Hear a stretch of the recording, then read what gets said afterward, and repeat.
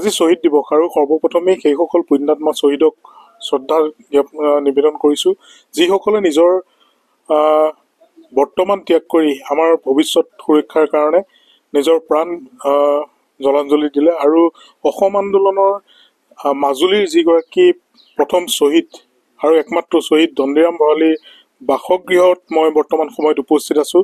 যিহেতু আজি শ্বহীদ দিৱস আৰু এই পুণ্যাত্মাজনৰ আত্মাৰ সদ্গতিৰ কাৰণে পৰিয়ালবৰ্গ একত্ৰিত হৈ তেখেতৰ ফটোত ধূপ দীপ জ্বলাই তেখেতক শ্ৰদ্ধাঞ্জলি জ্ঞাপন কৰিছে। মই প্ৰথমেই তেখেতৰ পৰিয়ালৰ সদস্যসকলক দেখুৱাবলৈ যত্ন কৰিম আৰু তেখেতৰ যিটো বাসগৃহ সেই বাসগৃহটোৰ দৃশ্য ইতিমধ্যেই মই দেখুৱাইছোঁ। ইয়াৰ সমান্তৰালভাৱে এই মাজুলীৰ একমাত্ৰ যি প্ৰথমগৰাকী শ্বহীদ অসম আন্দোলনৰ সেই শ্বহীদগৰাকীৰ ঘৰলৈ অহাৰ যি পৰিৱেশ, যি পথ, সেই পথ দেখিলে আপোনাৰো সকলোৰে আচলতে চিন্তা হ'ব যে এনেদৰে এটা শ্বহীদ পৰিয়ালে কেনেদৰে জীৱন যাপন কৰিছে। যি স্থানলৈ এখন 108 নোসোমায়, যি স্থানলৈ এখন গাড়ী নোসোমায়, সেই স্থানৰ পৰা কেনেদৰে তেওঁলোকে অহা যোৱা কৰে, এই শ্বহীদ পৰিয়ালৰ লোকসকলে কেনেদৰে জীৱন নিৰ্বাহ কৰিছে, সেয়া অতি চিন্তনীয়। আৰু বিভিন্ন আঁচনি, বিভিন্ন অনুদান তেওঁলোকৰ পৰিয়াললৈ আগবঢ়োৱা হৈছে বা যেতিয়া শ্বহীদ দিৱস হয় তেওঁলোকক নিমন্ত্ৰণ জনাই সম্বৰ্ধনা জ্ঞাপন কৰিবলৈ চৰকাৰে নিমন্ত্ৰণ জনায়। কিন্তু সমান্তৰালভাৱে তেওঁলোকৰ বাসগৃহ বা শ্বহীদ ধনদিৰাম ভৰালীৰ ঘৰলৈ অহাৰ যিটো কোনো পথেই নাই। আৰু এই বিষয়ত আচলতে চৰকাৰে গুৰুত্ব আৰোপ কৰিব লাগে। আৰু আজি শ্বহীদ দিৱসৰ দিনাখনেই পৰিয়ালৰ সকলো লোক গোট খাইছে তেখেতৰ এই পুৰণি বাসগৃহত। মই দেখুৱাইছোঁ, লগতে মন্তব্য ল'বলৈ যত্ন কৰিম। কি ক'ব আজি শ্বহীদ দিৱস আৰু আপোনালোকে আজি পুৱাই শ্ৰদ্ধাঞ্জলি জ্ঞাপন কৰিছে, চৰকাৰৰ প্ৰতি কি আহ্বান থাকিব? আপোনালোকৰ কিবা ক'বলগীয়া আছে নেকি, আহ্বান আছে? আমাৰ ক'বলগীয়া আছে। আমাৰ আজি পৰ্যন্ত ৰাস্তাটো এতিয়া আপোনালোক আহোঁতেও দেখিছেই, আৰু এতিয়া দেখাই নহয়, আজি কণ কণ ল'ৰা ছোৱালীৰ পৰা ধৰি পেলাই বয়স বৃদ্ধ যিখিনি আছে সেই সকলোখিনিয়ে বহুত কষ্টত মানে ভোগ কৰি থাকিব লগা হৈছে। আৰু তেনেধৰণে আমি এতিয়া শ্বহীদ পৰিয়াল অন্য ঘৰলৈও গৈছোঁ, তিতাবৰত গৈছোঁ। তিতাবৰত মানে শ্বহীদ পৰিয়ালৰ ঘৰলৈ গেট আছে। যোৰহাট গৈছোঁ, যোৰহাট দ্বিজেন দত্তৰ ঘৰত মানে গেট আছে, গেটত চাইনবোৰ্ড আছে, সেই চাইনবোৰ্ডৰ তলেদিহে সোমাই যাব লাগে দ্বিজেন দত্তৰ ঘৰলৈ। গতিকে মাজুলীত একমাত্ৰ শ্বহীদ আছিলে, সেই শ্বহীদজনৰ ঘৰত আজিও ৰাস্তা নাই আৰু ল'ৰা ছোৱালী শিক্ষাৰ পৰাও বঞ্চিত।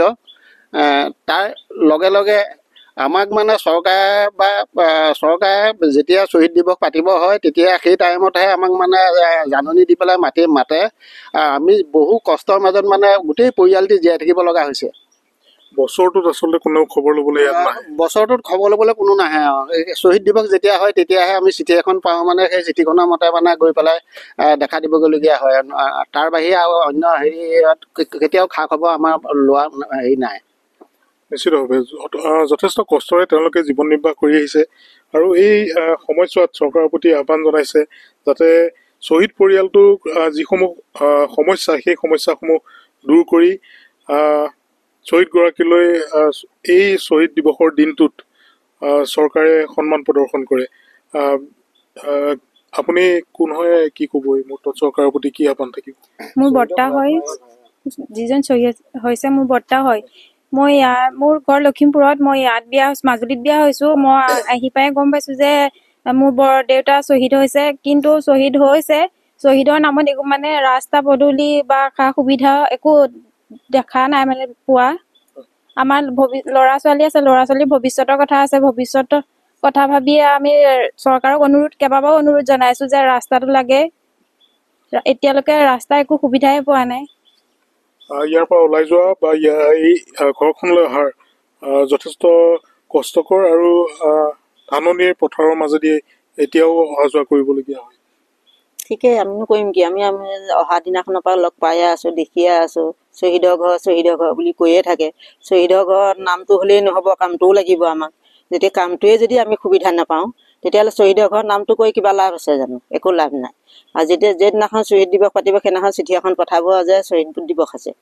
পৰাই নোৱাৰে সেইদিনাখন চাইকেলে হওক বা খোজকাঢ়িয়ে হওক বা কিবাই হওক আমি দেখা দিওঁগৈ, কিন্তু তাৰ কামত একোটা ফলাফল আমি একো পোৱা নাই। আমাৰ কণ কণ ল'ৰা ছোৱালী নাতি নতিনে আমি বুকচাল লৈ পেলাই স্কুললৈ নিবলগীয়া হৈছে। তেতিয়াহ'লে শ্বহীদৰ ঘৰ পৰিৱেশটো কি হৈছে আপোনালোকে নিজে চাওক, আমি কি কৰিব লাগিব। নিশ্চিতভাৱে অন্তৰত বহুত ক্ষোভ আছে, কাৰণ শ্বহীদৰ পৰিয়াল হিচাপে যেনেদৰে তেওঁলোকে যিসমূহ চৰকাৰৰ পৰা সহায় সহযোগিতা পাব লাগিছিল সেইসমূহ বৰ্তমানলৈকে লাভ কৰা নাই।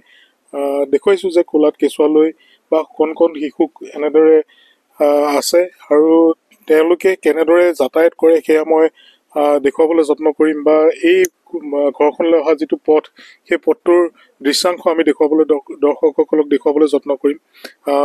চৰকাৰৰ প্ৰতি কি আহ্বান থাকিব, যিহেতু তুমি মুখা শিল্পৰ লগতো জড়িত, মুখা নিজে বনোৱাও, কি ক'ব?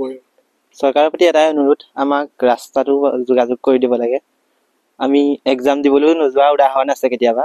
বাৰিষা আমি নাৱেই ছমাহ অহা যোৱা কৰিব লাগে, ৰাস্তাৰ কোনো সুবিধা নাই। খৰালিও এই ধানৰ মাজে মাজে আহিব লাগে। শ্বহীদ দিৱসৰ দিনাই ক'লেই বৰ্তাহঁতে, সেয়াই তেনেকৈ। নিশ্চিতভাৱে আচলতে কেনেদৰে এই পৰিয়ালটোৱে জীৱন নিৰ্বাহ কৰিছে সেয়া পৰিয়ালটোৰ মুখেৰে সকলোৱে জানিব পাৰিলে, কাৰণ পৰীক্ষা দিবলৈও কেতিয়াবা নোযোৱাকৈ তেওঁলোক থাকিবলগীয়া হয়, কাৰণ বাট পথৰ যি অসুবিধা, আৰু সেই অসুবিধাৰ বাবে তেওঁলোকে এই ঘৰখনৰ পৰা ওলাই যোৱাত যথেষ্ট কষ্টকৰ হয়। আৰু বৰ্তমান সময়ত আজি শ্বহীদ দিৱসৰ দিনা চৰকাৰ প্ৰশাসন তথা বিভাগলৈ আহ্বান জনাইছে যাতে পৰিয়ালটো যিসমূহ সমস্যাৰ সন্মুখীন হৈ আছে, বাৰিষাৰ দিনতে হওক বা বিভিন্ন সময়ত যেনেদৰে তেওঁলোক মূল পথলৈ ওলাই যোৱাৰ লগত যি যাতায়াতৰ যোগাযোগৰ যি সমস্যা হওক, তেওঁলোকৰ জীৱন নিৰ্বাহৰ যি সমস্যা হওক, সেই সমস্যাসমূহ যাতে গুৰুত্ব প্ৰদান কৰি দূৰ কৰে, তাৰ বাবে বৰ্তমান চৰকাৰ প্ৰশাসন তথা বিভাগক আহ্বান জনাইছে। আৰু আমিও আশা কৰিম যাতে মাজুলীৰ প্ৰথমগৰাকী শ্বহীদ দণ্ডিৰাম ভৰালীৰ নামটো চিৰযুগমীয়া হয়, আৰু ইয়াৰ লগতে চৰকাৰ প্ৰশাসনে বিভিন্ন ব্যৱস্থা গ্ৰহণ কৰিব পাৰে শ্বহীদ পৰিয়ালটোৰ সমস্যাসমূহ সমাধান কৰিবৰ কাৰণে। গতিকে সেইসমূহ যাতে কৰে তাৰ বাবে আমিও আশা ৰাখিম।